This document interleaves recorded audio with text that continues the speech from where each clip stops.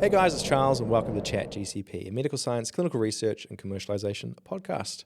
On today's episode, we're going in a little different direction. Today we're talking to an economist, Shamubeel Eaqub. Quite a sobering discussion on this one, to be honest. Interesting to see how New Zealand has fallen away in terms of productivity versus our peers in the OECD, and maybe some issues and headwinds in terms of our addiction to short-termism in this country. Not to bury the lead with that little introduction here, but really interesting discussion with Shamubeel Eaqub. So sit back and relax and enjoy today's episode. On another note, today's episode is brought to you by SAPRO, your clinical trial pathway partner. Every clinical trial is unique, and the most effective solution is to engage in a distinguished and highly experienced project consultant who can tailor your needs and ensure that your trial is delivered on time with the highest integrity and all risks considered. Check out the links to SAPRO's services in the show notes below. But now, friends, please welcome Shamubeel Eaqub.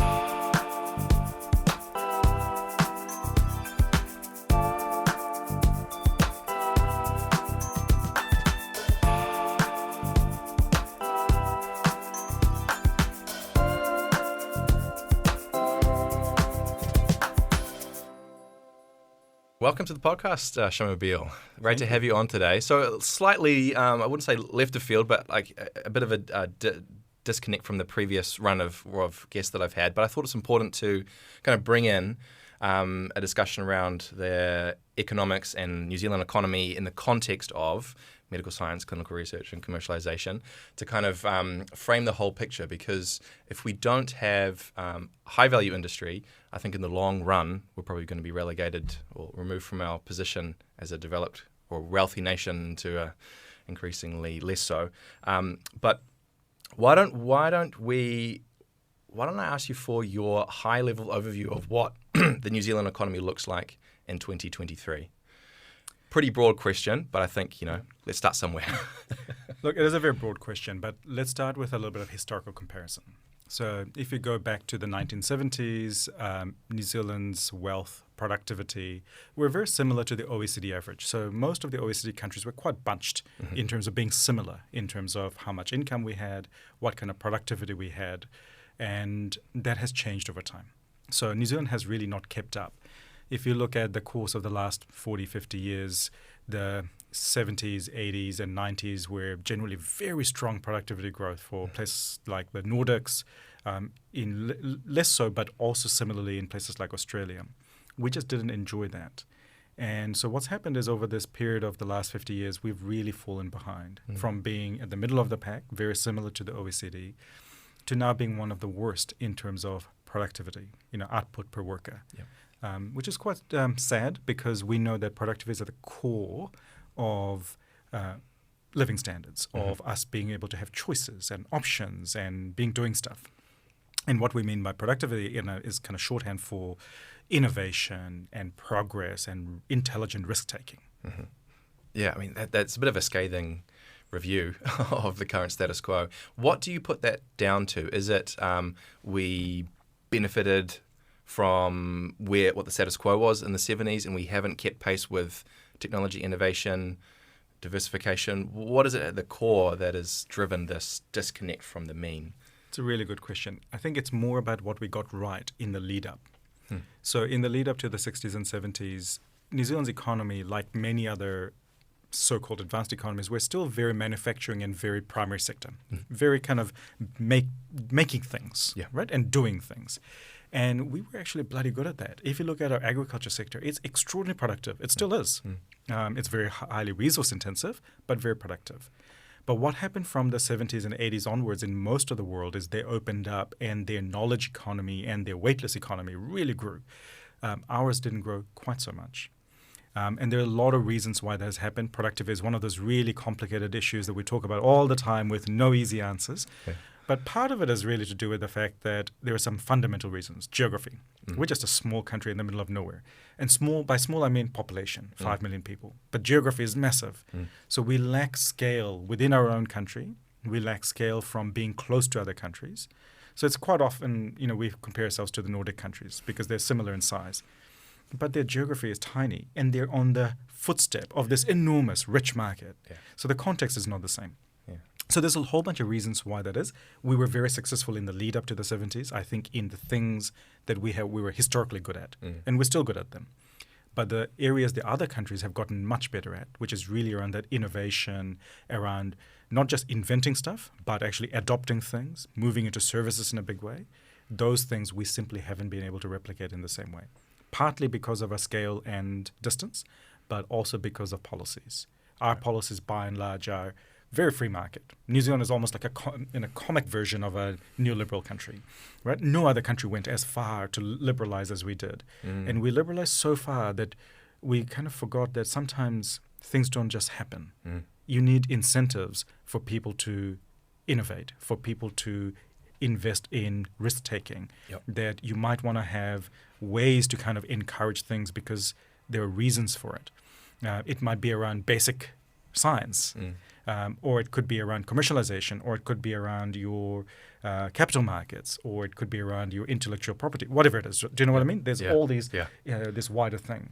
And so there is this weird thing. It's hard to tell how much of it is because of ideological reasons, how much of it is because of fundamental reasons, but the end result is the same.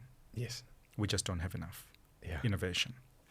I mean, it's quite sobering in a way. I mean, if we are a little island nation at the bottom of the world, I feel as though maybe we don't have a perspective where we say, okay, we are New Zealand, we should do it the best way for New Zealand, as opposed to constantly looking at the OECD average or the OECD partners that we are trying to keep up with, but by virtue of our geography and political history, it's just not going to happen. Maybe we need to have a new paradigm, a New Zealand-focused paradigm to go, this is what we are good at, this is what we have capacity for. We don't have 50 million people across this archipelago. We have 5. We're not connected to rich markets right on our doorstep. Maybe we need to rethink the whole thing. Maybe, but here's a counter. We also have examples of some really amazing and successful companies. Fisher & Paykel Healthcare, Xero, our video game industry. There are some real examples of superstars in our country. But is it by design or is it by accident? And why do we not have more of them? So it's not like we don't have frontier businesses. We don't have extraordinary innovators who go on to do amazing things. We do, right? Peter Jackson's film industry in New Zealand is spectacular. But are we going to have another one? And are we capable of supporting another one? But can that success actually be in New Zealand if they're not selling to the global market? The answer is not really. But the beauty for New Zealand is that you're absolutely right, that maybe we do need a New Zealand flavor. But I think that where the world is at, which is very much a weightless economy, where it is about knowledge, it is about ideas, it is about not having to do things physically. That, it is things happening on the internet, right? New Zealand is not that distant. We're not that far. We actually have very good infrastructure when it comes to internet in terms of speed, capacity, those kinds of things. What we don't have is the skills, the people, and the incentives to go and how do we start things and scale it in the global stage? You'll never scale it here. That's the difference, right? Yeah. So it's a very long-winded answer to your question in that, do we need a New Zealand perspective? Kinda. Yeah. But I think we can learn from those other small countries, mainly because I think those barriers of geography and distance can be overcome. But you have to be deliberate and you have to work hard at it because those issues are still there. The reason why we're doing this in person is because it's better. Yeah, indeed. And that's true of business. It's true of relationships. It's true of innovation. Innovation doesn't happen because of some smart guy in a lab coat inventing something. No. It's also because of all the network effects and relationships that create big businesses, good businesses that are fundamentally all about relationships. Yeah. Where does if we had a concept of, okay, we are going to incentivize risk-taking, we're going to incentivize people investing in big ideas to change things as opposed to getting a job and working out someone else's vision, whether they're here or overseas. What are the biggest and heaviest and longest levers that we can pull on to make that happen? I mean, Very good question. And let me put it to you this way. it's a mistake to think about it as a dichotomous thing, that it's either this or that, or that it's ideological, that there is a right way or a wrong way, right? Because quite often you'll find that when it comes to our policies around things like innovation, research and development, education, commercialization, capital markets, they're either seen through a lens that's very dichotomous, it's either this or that, or very ideological. If you're on the right, it must be just, broad incentives and things will just happen. It's magic. Or if you're on the left, very broad generalization, it's all about picking winners, that you're going to incentivize particular things. But the reality is it's actually a bit of both. And you've got to have a portfolio of things that kind of work together. And what I mean by that is we do have to have basic science research in the country so that we've got minds that are capable of seeing the options and opportunities that are out there. Yeah. So this is kind of like, this is a parallel to, the philosophical argument and definition of freedom. It's the freedom to innovate. And there are three kind of components to it. One is being able to see the options. Two is being able to actually make a choice that's informed, that intelligent risk-taking. And the third is having the capability and resource to actually do it. Now, in our country, do we have the right policies in place to have the knowledge of the people who can see the options? With the zeros and those, yes, we did. Yep. But why is it so rare? Why do we not have more people who are able to see the opportunities in science and innovation, which New Zealand has a history of, particularly in the agriculture and primary sector? Yep. That has slowed down, I think, in part because our education system is not sufficiently incentivized to invest in basic science. And that is really important. But when it comes to those choices and being able to see the choices, the intelligent risk-taking, I think that's been really taken away by our political appetite for risk. Political appetite for risk is very much, it is a success if it's not in the front page of the newspaper. Right? And it hasn't failed. Not failing is success. But you're not going to win by not taking risks. No. Some of them will fail. And you've got to be able to take that intelligent risk, and some of them will fail, and some of them will succeed. But that political appetite for lack of risk that permeates through the academic and commercialization sector means that we're unable to take risk. We're unable to make those good choices of going, we're going to take a punt and just see what happens. Yeah. So what we find instead is we're very focused on helping businesses that are already successful. Well, that's good, but they've already made it. You're not adding to it. You're making things bigger, which might be legitimate, but it's not enough. And the last one is that resourcing and capability to actually implement change. We have a very, I'd say an infantile venture capital market. Greedy, doesn't actually come up with enough capital, doesn't actually provide those networks and connections. So if you compare our VC market, particularly in the startup space, compared to what you get in the US in particular, which is a fabulous place for venture capital, but it's not just money. The check is big, and it comes with connections and help and network effects, which really kind of supercharge those innovations. We are really lacking in that when it comes to that space. But it's not just the VC space. It's also Series A. It's also Series B. It's also the broader capital market. It's all very immature. And we're also lacking in terms of the depth of skilled people. And everybody is, but we are really short. So if you compare to the OECD, for example, we probably have the ICT sector that's about half of the OECD average.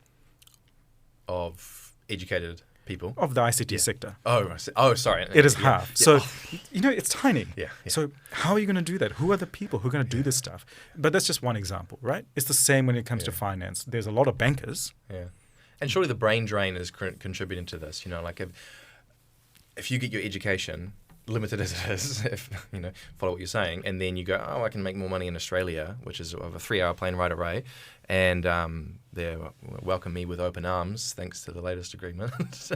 Yes and no. I'll push back on that because you are still here, and so are many New Zealanders. Not everybody is motivated only by the wage packet. We also stay here because we love the country. We love being around a family, in our homes of choice. So there's a whole bunch of reasons why we choose to call New Zealand home. And I think you'll find that there are many New Zealanders who are very passionate and will remain productive contributors to New Zealand. But also when it comes to immigration, by and large, we tend to gain brains through immigration. Yes, we export people, but we import a lot more. And by and large, the people we import are highly skilled, highly educated. I did some work a couple of years ago on looking at the Indian population in New Zealand. And essentially, if you look at that group of people, they are almost all of them are highly educated with postgraduate degrees. So these are not dumb people who are coming to this country. These are smart people coming and bringing serious skills.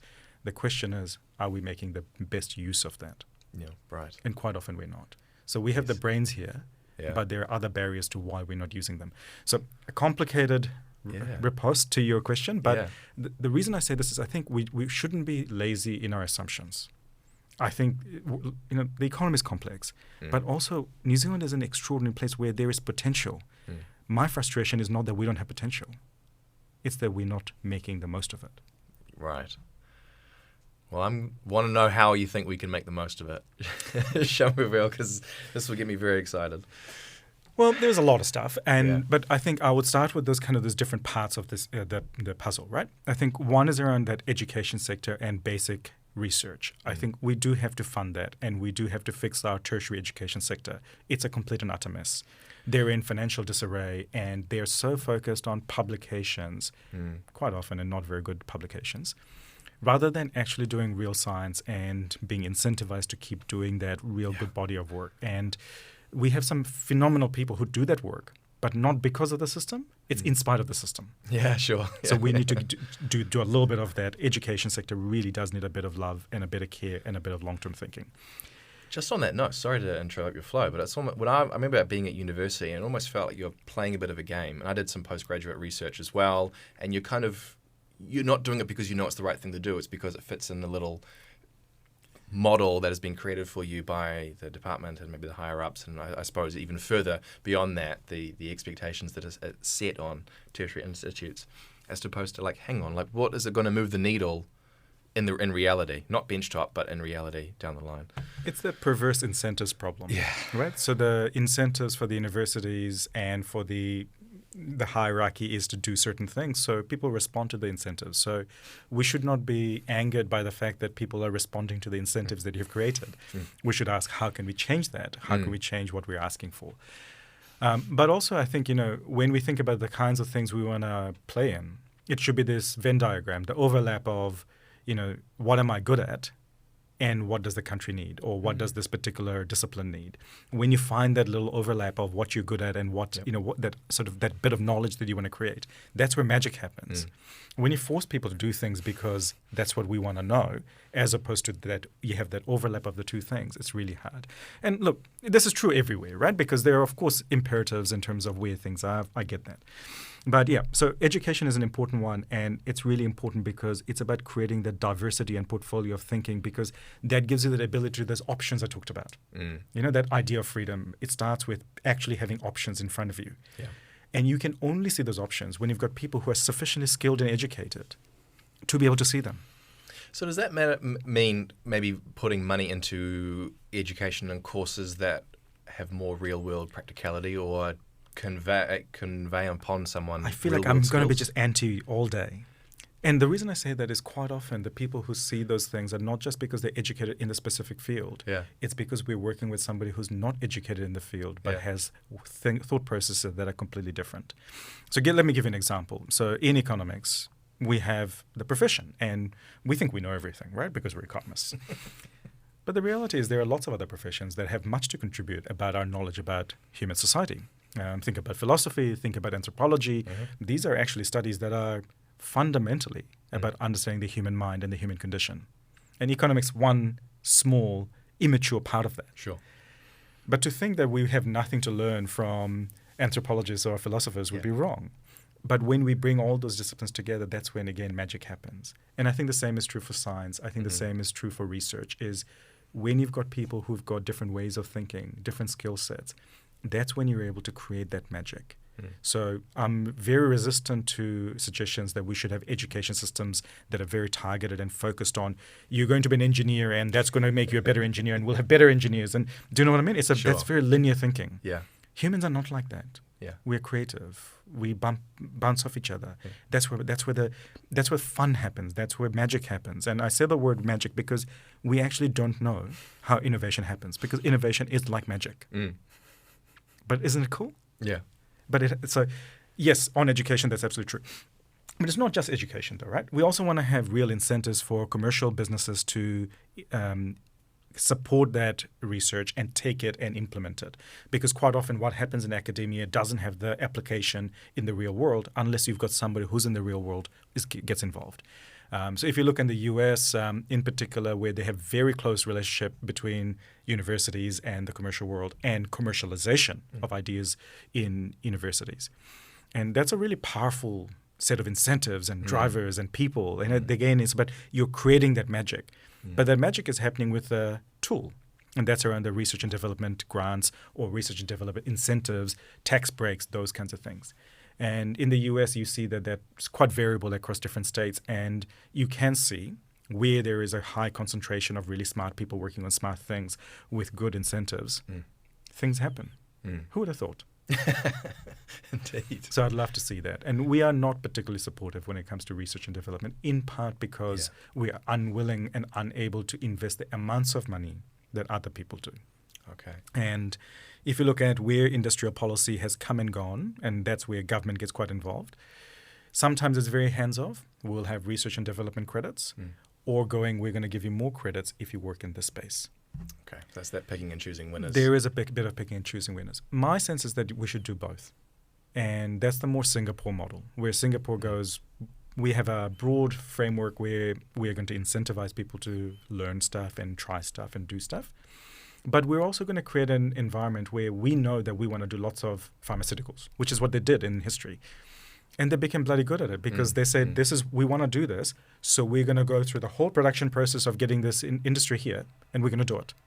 And they did. And they didn't abandon it a couple years in. and so that's where the ideology comes in. Yeah. So the difficulty, I think, is when you live in a country like New Zealand with the type of political system we have, which is very much ideologically driven political system that our politicians go from, if you're ideologically on this side, you do it this way. If you're on that side, you do it that way. So Singapore has the benefit of the one-party system, by and large, which makes it a lot easier for them to sustain this over time. It doesn't mean that you have to abandon your political system to do it. It might be that we have a grown-up conversation and go, this is actually the right way of doing it, and we are all aboard, and we will do it. But I don't think that maturity is there in our political system.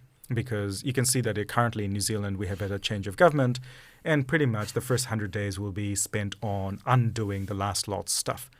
It doesn't matter whether you agree or not with everything that they did, but it's a reversal rather than a constructive way forward. And to me, that kind of speaks a lot to our stasis of public policy and government incentives and government guidance on what we want. Yeah. And I think the way that our politicians and political leaders think about success is you will have a job and you will do work. Yeah? That's what productive means to them from a political discourse perspective. But that's not my vision of what it means to be a productive country. It means, yes, some people will have jobs, but what about giving people choices so that if they want to be a scientist, they can. If they want to commercialize that idea, they can. If they want to take it to the world, they can. Nothing stops them. But nothing incentivizes them. Yeah, sure. It was interesting. I had this discussion with a lady who runs Biotech New Zealand, and she mentioned that, I think 2010, that the amount of funding that was being put into that industry in New Zealand was, on a per capita basis, paralleling what was being invested in Australia.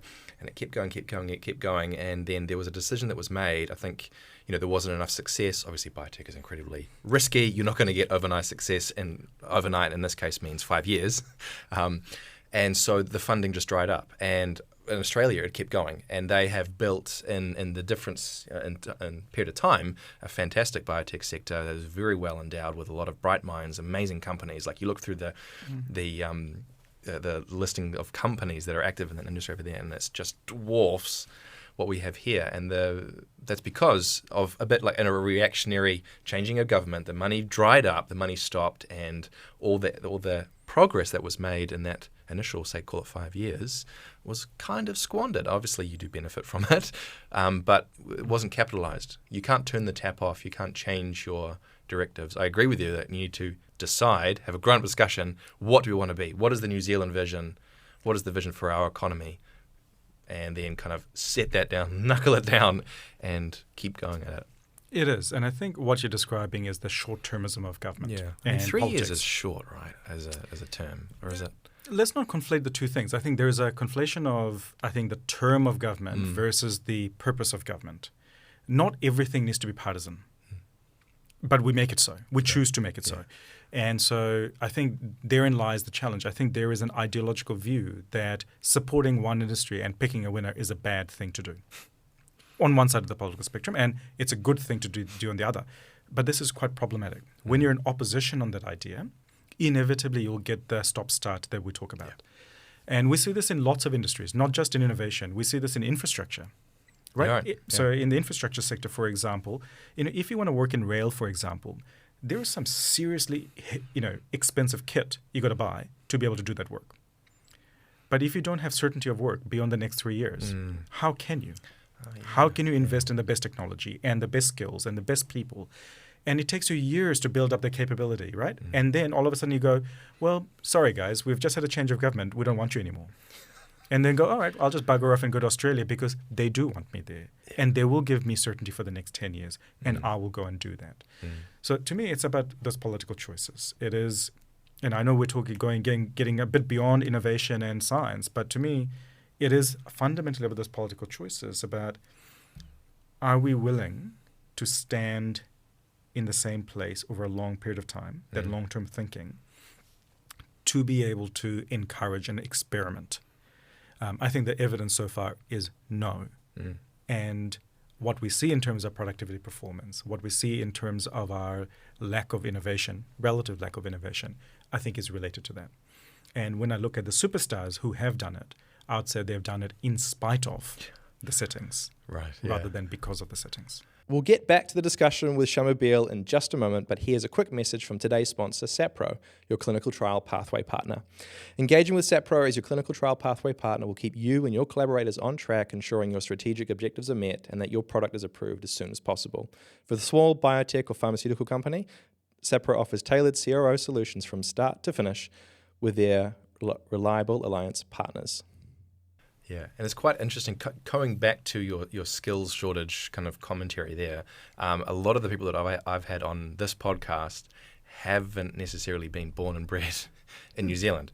They have got their expertise overseas and they've come here and they have embedded themselves within New Zealand and brought those skills here to grow it. And a lot of, there's a number of founders that are Kiwi, but predominantly they're from It's overseas. Beautiful. It's fantastic. We want the best minds to come. We want them to come here. We want them to call this home, and we want them to contribute and make New Zealand better. If you look at the innovation space in the US, it's very similar. The role of immigrants in innovation in the US is really high, and in large part because so many immigrants who come to the US come through the very highly skilled visas, through universities, and all that kind of stuff. So I'm not saying that it's only immigrants who do it, but it's kind of like New Zealand already has the immigration settings to be able to bring these people in. How do we make more of it? And it's that we got to move away from that stop-start and being very reactionary when it comes to both the immigration thing, but also the wider landscape of how do we unleash the capability that's there. So, if we talk about immigration, for example, by and large, we want migrants to come into New Zealand who will do a job. Yeah, right. Right? A specific skill set. There are a number of jobs on the list. Yeah. And you're not on that one, so sorry. Again, it's kind of reflective of our idea of what the economy is. It's people doing jobs. Yeah. So it's the freedom to work. That's what we want, not freedom from work. So what we don't want is people who come here, make a fortune, and don't have to work anymore. Right? We want people who are going to do jobs. Yeah. But so your incentives and your design of the system is very much around, okay, we need this many people picking fruit. We need this many people doing plastering. This many people working as lab assistants, or this many doctors. Sounds like a command and conquer style.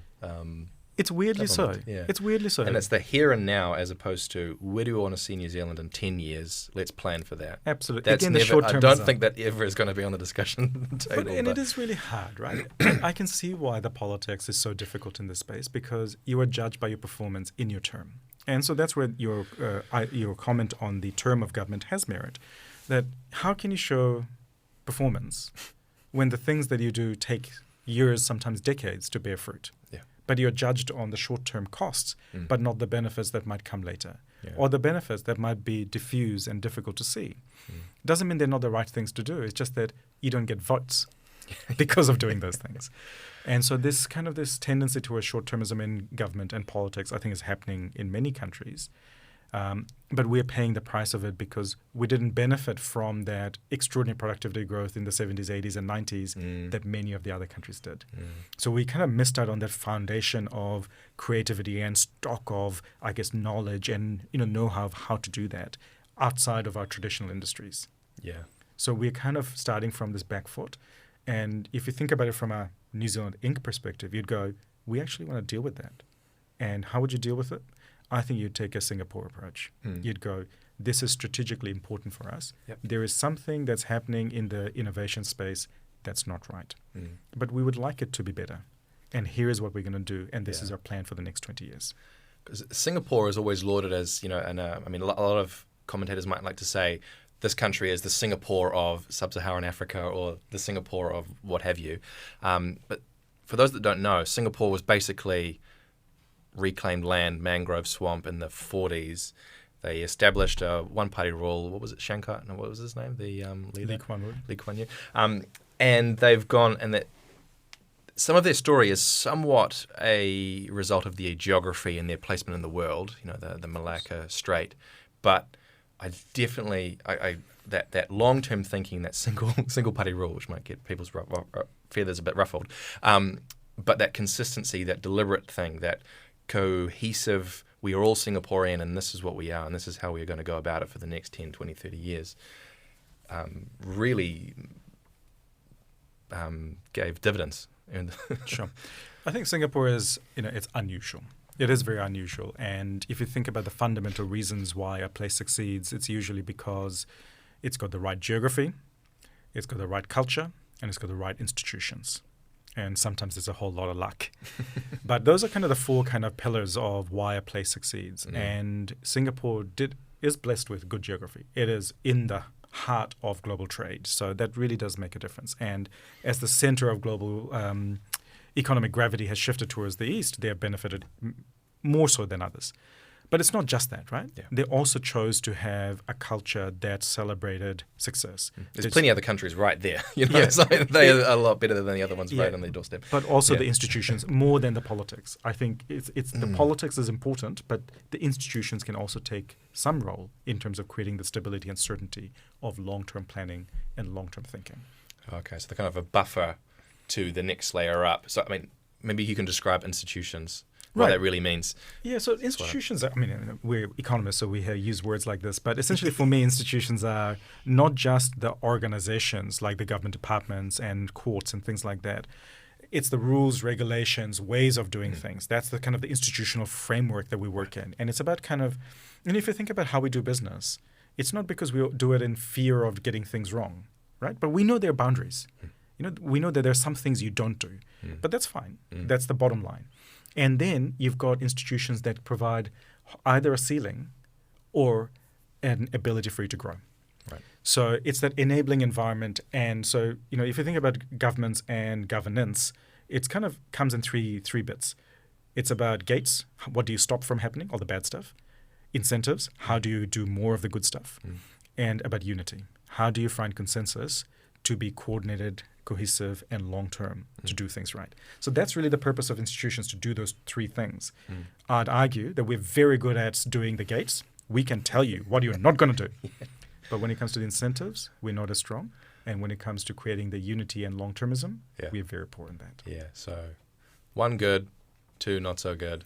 Need all three to be really successful. And those three in the institution space really help drive the success of Singapore. Work-ons. I think those are the levers we need to pull. If we want to have deliberate strategy to improve innovation in New Zealand, it's going to be around those incentives and around that long-termism and coordination and unity. Yeah. It's those two bits where we have to work on.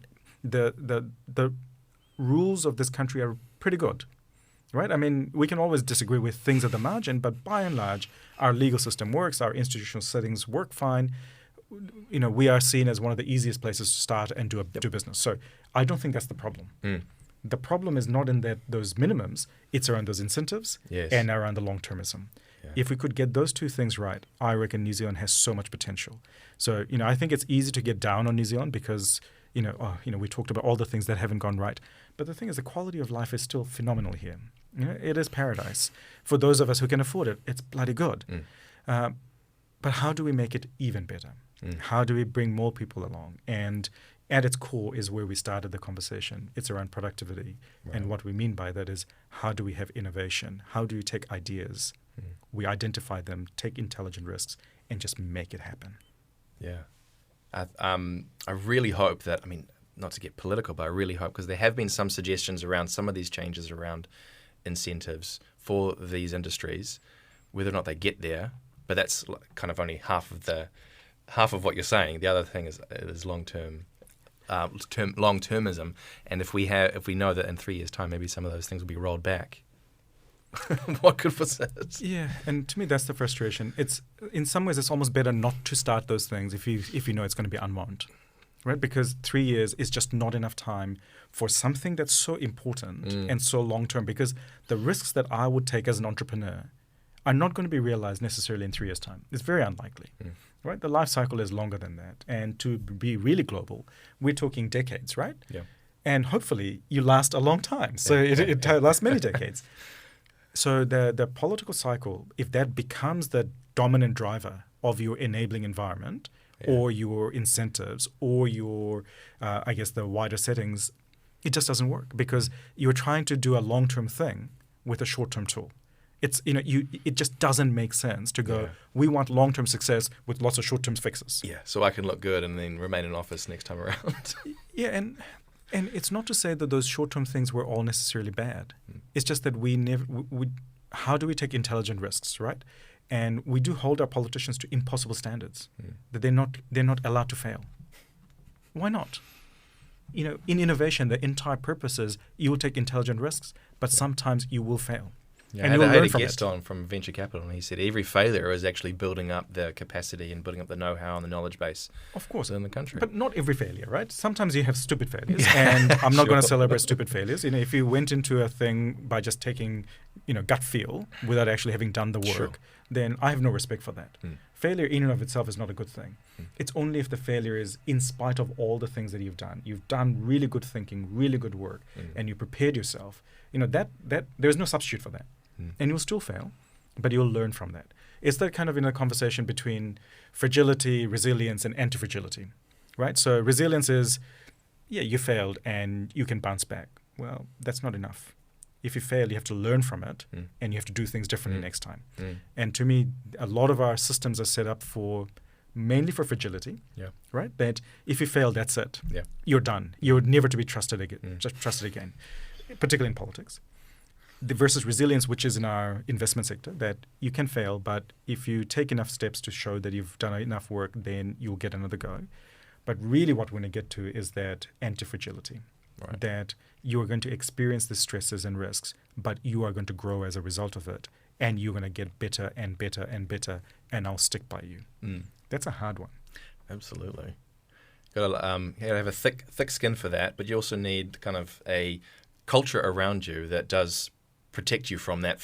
Not protect you from the failure, but insulate you from the downstream effects of that failure, so you can get back up and try again. And it's not being overly simplistic. It's not just to say that failure is fine, because it's not. If you failed stupidly, then you deserve it. But if it was intelligent risk taking and intelligent failure, that you've did everything and you're going to learn from it, then yes, we should celebrate that. So to me, it's that. It is contextual, and it is about being more intelligent. It is about being close to the person to understand what kind of failure was it, and what is it that we're actually celebrating. We're not celebrating resilience for the sake of resilience. We're supporting resilience that leads to growth. Yes, yeah. Oh man, we're covering a lot of topics today. I love it.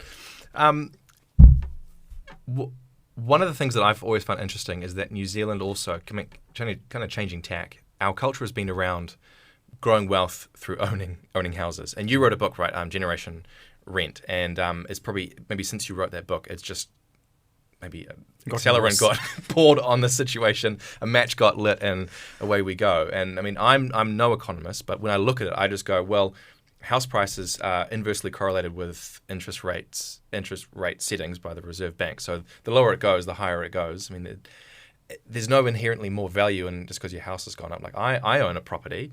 It's gone up a huge amount. I haven't done anything to be rewarded with that. Obviously, I'm not rewarded currently because I haven't sold it, but like on paper, it's not productive. It's not doing anything. Buying and selling houses of each other and taking out additional loans so I can buy a new Ford Ranger seems a little bit stupid. Absolutely, I agree with you, and that's why I wrote the book with my wife, Generation Rent. And if the arguments are exactly the same. It was nearly a decade ago, but nothing has really fundamentally changed in terms of the drivers and the motivations. Yeah. But it has significant cost on the country. Because it's so easy to, one, borrow so much money against a house, which you can't for anything else, right? It's the only thing you can borrow so much money for. And as a result, we do. Why wouldn't you? The incentives are very strong. So we are told that it is less risky to borrow money for a house. So we do. Yep. And then we've been rewarded with very high house prices because we don't build enough. And we stop more houses being built. And we throw fuel on the fire by having lots of immigration. And so it's not surprising. Do you know what I mean? Like this is designed in this way. It almost seems too well designed to have been arrived at by accident. Well, I don't know if it's deliberate. I don't think it's deliberate. It's more that because it works and because the rich get richer, you want to sustain the status quo. Sure. Yeah. And it's easy. The flip side of that innovation story is if we're not going to get rich by buying and selling houses, we're going to have to do something else. But we don't know that's something else. So we don't want to do it. Yeah. So our economic systems, our rules, our regulations, our ways of doing things, our culture is absolutely tied towards buying and selling houses. But it's not just houses, right? It's also farming. If you look at farming in New Zealand, the profits are not from the stuff you sell. The profits are from selling your farm. Oh, right. Yeah. So you are kind of, by and large, getting by okay while you're a farmer. When you really make money is when you sell the farm. It's crazy. So we've kind of created this weird land-based economy. Bernard Hickey kind of calls it New Zealand the housing market with an economy attached to it, right? And I kind of feel like that's exactly how you should describe it. Is our capital gets misdirected and misallocated into housing, which is buying and selling largely houses from each other, rather than into risk-taking, starting businesses, growing businesses, investing in our infrastructure. And it's all of those things, right? It's not just that we should build houses because we need to live in nice homes, safe homes, warm homes, of course. But we should also have enough infrastructure. We should also have businesses that are able to access capital and invest in risk-taking ventures and grow their businesses, grow to the world. I don't think our financial system works there. No. So it's not just venture capital. It's across the financial market. We have a very vanilla and not small, but very vanilla and very geared towards residential property, banking sector. Do you think with the recent hikes in interest rates to stamp out inflation, is that going to change the paradigm? I mean, it's become that way because it's been so attractive. No. Oh, It's not about interest rates. It's about those fundamental settings around where do we direct capital. Yeah. And our rules and regulations have largely been about favoring banks and favoring banks to lend to mortgages. So we should not then turn around and go, banks, isn't it terrible you lend so much money to mortgages? Because that's how we design the system. And that's what they do. So if we actually want to change that, we do have to have a conversation about the broader story of capital in New Zealand. Yeah. And what kind of capital do we need to see and how would we get there? We saw the beginnings of that when John Key was first Prime Minister many years ago now. But they had a capital markets workforce, task force, and they looked at a lot of that stuff. It wasn't perfect, but at least the conversation started. And then it went nowhere. So even a national-led government was unable to progress a proper conversation about a deeper, broader capital market in New Zealand. Right. What are the chances of we're going to make progress if we don't have even the right-leaning governments supporting it? Yeah, but again, quite sobering, that one. It is, but it's because, again, even those people, even the people who support the right-leaning parties, they are the ones who also benefited from the rising property market. So that you look at your back pocket and look at your experience and go, the way to make money is to buy and sell houses. Yeah. Why should we waste our time doing these other things? Because it actually means you have to make less money from the thing that you have done always. So someone almost needs to come in and make a really strong case for why we should change the settings, how we could change it, what it could look like, and to get a discussion. I mean, do we have a firebrand that leads the charge? Do we just have a discussion on silly podcasts like this when I'm not working, or do we just grow it from the ground up, grassroots? Because if we keep from my perspective, everything is short-termism because we only have 3 years to make things happen. There's no long-term future for what New Zealand will look like. We know that the world is going to change markedly over the next 20 years because a few different reasons, like Americans just checked out from being the global policeman, which they have been since World War II. And that's going to change a few things and make maybe things more expensive, things more difficult, who knows. But there's no discussion around what we want New Zealand to be, how we want New Zealand to look like, what things we want to focus on, how we're going to get there. It's a little bit desponding, if that's a word. Despondent? You know? Yeah. Look, yes and no. Look, let's put it this way. You're absolutely right in terms of the world looks very different if I look forward to the next 20, 30 years. I think we're in the middle of a regime change. We're in the interregnum. Things are changing. We're going from whatever we had for the last 30, 40 years to something else, and we don't know what that is yet. That hasn't been written. But we know that things are going to be different when it comes to climate change. We know things will be different when it comes to geopolitics. And we know things will be different when it comes to demographics because the world is running out of young people. This is all happening at the same time. And so these will overlap. And we don't know what that leads to. But I think what it does lead to is a questioning of how do we do things differently. But our track record in New Zealand is we don't do things until something breaks. So we're waiting for something to break. Yeah. And I don't know where that's going to come from, whether it's going to be because of a loss of social cohesion or because of a natural disaster or because of something else. Right. But I think something needs to break to really shake us out of our stupor because that's really what it is. We are kind of the frog in the boiling water, right? I feel like it's happening around us. We feel uncomfortable, but we're unable to escape, unable to change our mindset. And it doesn't mean it won't happen. Where does it come from? It doesn't come from economists because we're not particularly articulate and we're not firebrands, right? This is not going to come from economists. But economists for a long time have been telling us that the key to success is productivity. The opportunity is that if we did get better at innovating, we would be a richer, fairer, and better country. That is the opportunity. The opportunity is in front of our eyes. There are many countries around us who have done these things, and they are richer, better off as a result of it. And not just richer in terms of money. It's also about culture and well-being, right? These things do go hand in hand.